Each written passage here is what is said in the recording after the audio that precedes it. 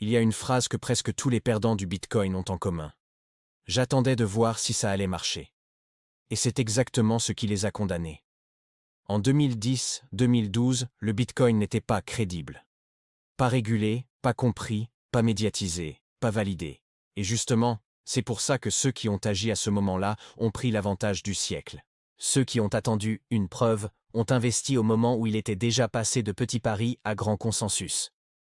Ils n'ont pas perdu sur la technologie, ils ont perdu sur le temps. Parce que dans la finance, la preuve, comme ça, la fin de l'opportunité.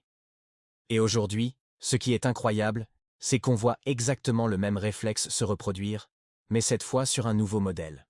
Pas un token qui veut pump, pas une énième néobanque, pas une mode temporaire, mais une nouvelle infrastructure portée par des fondateurs qui ont déjà changé l'histoire une première fois. Et que font la plupart des gens? La même erreur. Ils attendent de voir si ça marche. Mais quand ça marche, c'est trop tard. Ce n'est plus une découverte. C'est un produit fini. Et le prix d'entrée n'a plus rien à voir. Ceux qui ont raté Bitcoin avaient une excuse. Ils n'avaient aucun précédent pour comprendre ce qui arrivait. Ceux qui vont rater cette nouvelle vague n'auront aucune excuse. Ils ont déjà vu le film une fois.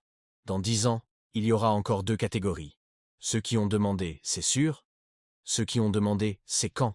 Et si l'histoire nous a appris une chose, c'est que les gagnants n'attendent jamais la validation de la masse pour prendre position dans quelque chose de nouveau.